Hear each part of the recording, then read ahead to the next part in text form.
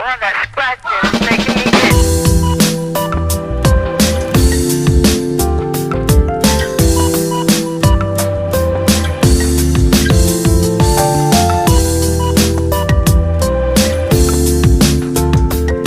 ിലേക്ക് എല്ലാവർക്കും സ്വാഗതം. ഞാൻ ദിവ്യ അനിൽകുമാർ. ഇന്നത്തെ വീഡിയോയും ചെറിയൊരു ട്രാവലിംഗ് ആണ്. 2022 വർഷത്തിലെ മെൻ്റലി ഏറ്റവും ടയേർഡായിരുന്ന മാസമായിരുന്നു ജൂൺ മാസം. അപ്പോൾ അത് എനിക്ക് മാത്രമല്ല, ഞാനങ്ങനെ മെൻ്റലി ഒരുപാട് ടയേർഡാണ് എന്നുള്ള കാര്യം എൻ്റെ ഹസ്ബൻഡിന് മനസ്സിലായി. അങ്ങനെ ഞങ്ങൾ ഒരു തീർത്ഥയാത്ര പോകാമെന്ന് തീരുമാനിച്ചു. തീർത്ഥയാത്ര എന്ന് പറഞ്ഞാൽ വേളാങ്കണ്ണിയിലോട്ട്, ഞങ്ങളുടെ ചർച്ചിൽ നിന്ന് വേളാങ്കണ്ണിയിലോട്ട് ഒരു ചെറിയ ടൂർ പോകണുണ്ടായിരുന്നു. അപ്പോൾ അതിൽ 2 സീറ്റ് ഒഴിവുണ്ടായിരുന്നു ബസ്സിൽ. അങ്ങനെ ഞങ്ങൾ പോയി. ആ പോയ ദിവസത്തിൽ എടുക്കാൻ പറ്റിയ കുറച്ച് വീഡിയോസാണ്. അതിൽ വേളാങ്കണ്ണിയിൽ വച്ചിട്ടുള്ള വീഡിയോസ് ഒന്നും ഇല്ലാന്ന് തോന്നുന്നു. കുറച്ച് ഫോട്ടോസ് മാത്രമേ ഉള്ളൂ.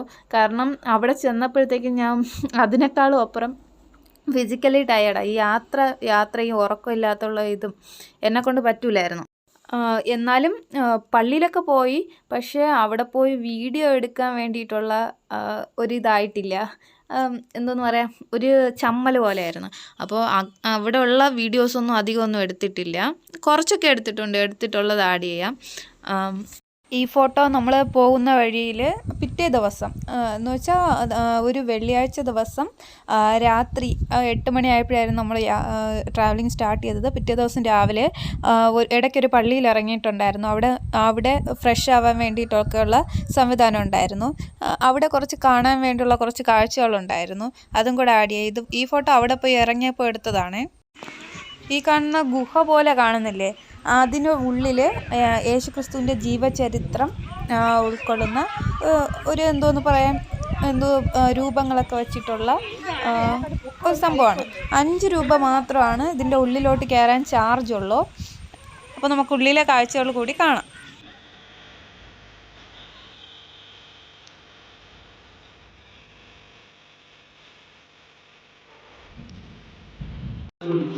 மற்றொரு முக்கியமான நகரம் கபர்நாகும் நகரம். இது இயேசு செய்த பல புதுமைகளை பார்த்த நகரம். அவரின் கண்டிப்பிற்கும் உள்ளான நகரம் இது. இயேசு இங்கு சிறிது காலமும் வாழ்ந்திருக்கின்றார். இயேசு கபர்நாகும் ஜெபக்கூடத்தில் விவிலிய சுருளை வாசிக்கும் காட்சித்தான் நீங்கள் இப்போது காண்பதாகும்.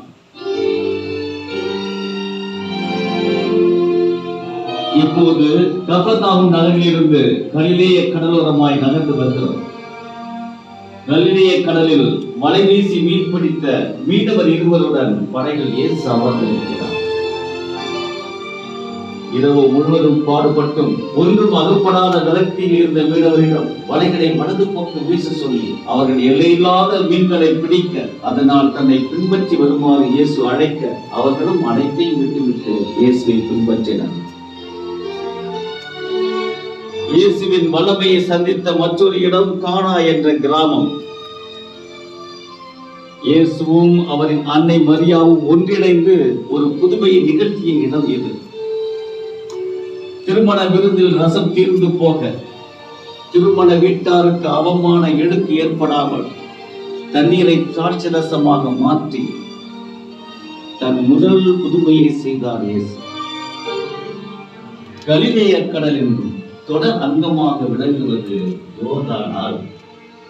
அதன் கரையில்தான் திருமுழுக்கு யோவான் மனம் மாறுங்கள், விண்ணரசு நெருங்கிவிட்டது என்று மக்களுக்கு எச்சரித்து போகிறார். இயேசு இறைமகனாய் இருந்து தன் முன்னோடியான திருமுழுக்கு யோவானிடமே கடவுளின் திட்டம் நிறைவேற வேண்டும் என்று திருமுழுக்கு பெற்றுக் கொண்டார். யோர்தான் ஆறு சாக்கடலில் சங்கமமாகிறது. சாக்கடலுக்கு அடுத்து அமைந்திருப்பது எருசலேம் நகரம். யூதேயா, சமாரியா, கலிலேயா இந்த பகுதிகளையெல்லாம் கடந்து மீண்டும் யூதேயா நாட்டு பகுதிக்கு வந்திருக்கிறது. எருசலேம் அருகே அமைந்திருப்பது பெத்தானியா என்ற கிராமம். இங்கு லாசர், மரியா, மார்த்தா என்ற சகோதர சகோதரிகள் வாழ்ந்தார்கள். இவர்கள் இயேசுவின் அன்பை பெற்றவர்கள். இவர்களில் லாசர் என்பவர் இறந்து போக, அவர் இறந்து 3 நாட்கள் ஆகியிருந்தும் இயேசு கல்லறைக்கு சென்று கல்லறையை மூடியிருந்த கல்லை நகர்த்தச் சொல்லி லாசரே வெளியே வா என்று சொல்லி இறந்து போயிருந்த லாசரை உயிர்ப்பித்தார்.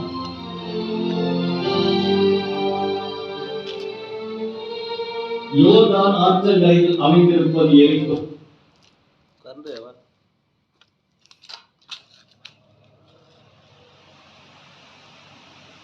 Play by USB drive.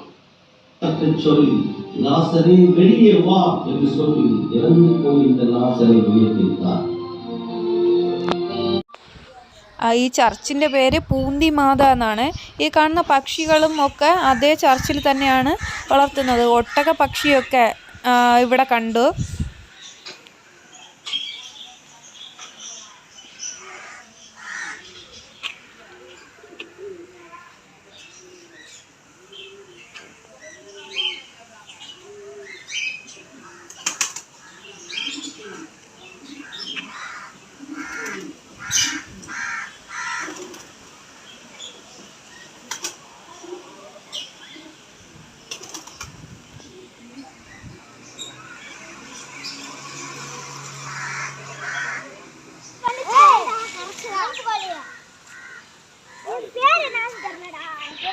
അവിടെ വെച്ചിട്ട് ഫുഡൊക്കെ ഉണ്ടാക്കി കഴിച്ചതിന് ശേഷം വീണ്ടും വണ്ടിയിൽ കയറി നമ്മൾ യാത്ര തുടങ്ങി.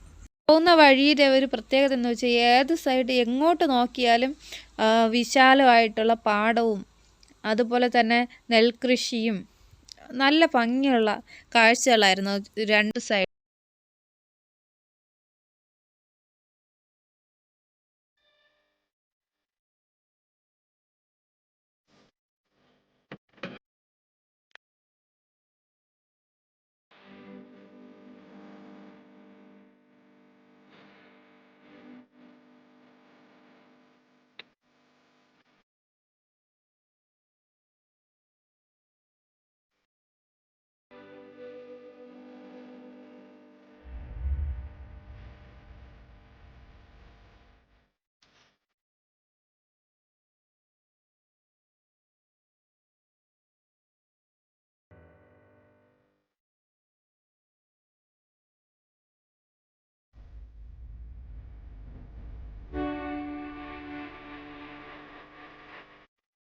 ഒടുവിൽ ഞങ്ങൾ വേളാങ്കണ്ണിയിലെത്തി. പള്ളിയിലൊന്ന് കുറച്ച് മാറിയിട്ടാണ് റൂം എടുത്തത്. ഈ കാണുന്നത് എടുത്ത റൂമാണ്. ഇത് പള്ളിയുടെ തന്നെ ക്വാർട്ടേഴ്സ് പോലെയുള്ള റൂമാണ്. ഇവിടുത്തെ 400 രൂപയായിരുന്നു ഈ റൂമിനുണ്ടായിരുന്ന റെൻറ്റ്. ശേഷം നൈറ്റുള്ള ഫുഡ് ഉണ്ടാക്കിയാണ് കഴിച്ചത്. ചപ്പാത്തി ഉണ്ടാക്കിക്കൊണ്ടുവന്നു. അത് പോയിട്ട് ഇത് ഉണ്ടാക്കിക്കൊണ്ടിരിക്കുന്നത് കിഴങ്ങ് കറിയാണ്. മുഴുവൻ ആൾക്കാരും ഒന്നും കുക്കിങ്ങിന് വേണ്ടിയിട്ട് വന്നില്ല, കുറച്ച് പേര് വന്നു. പക്ഷെ നല്ല രസമുണ്ടായിരുന്നു. ഇതാണ് വേളാങ്കണ്ണി ചർച്ച്. ഈ ചർച്ച് ഇതൊരെണ്ണം മാത്രമല്ല, കുറച്ച് ഏരിയയിൽ 3-4 ചർച്ചുകളുണ്ട് ആ സ്ഥലത്ത്.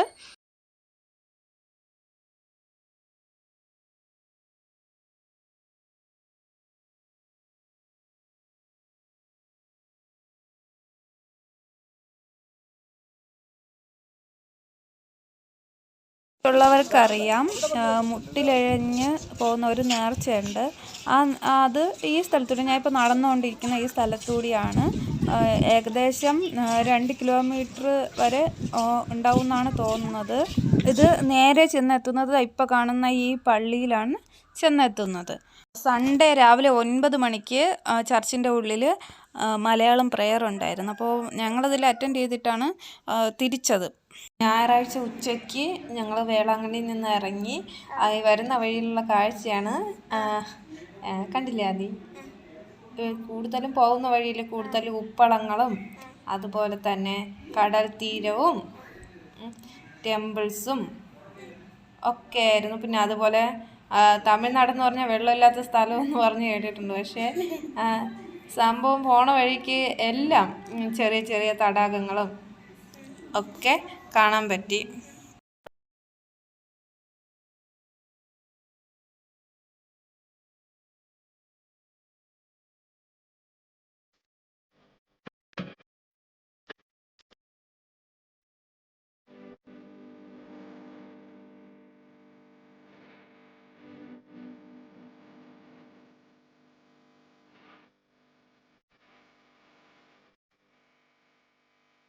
ഇതൊരു രക്തസാക്ഷിയുടെ പള്ളിയാണ്. അദ്ദേഹത്തിൻ്റെ കല്ലറയാണ് കാണുന്നത്.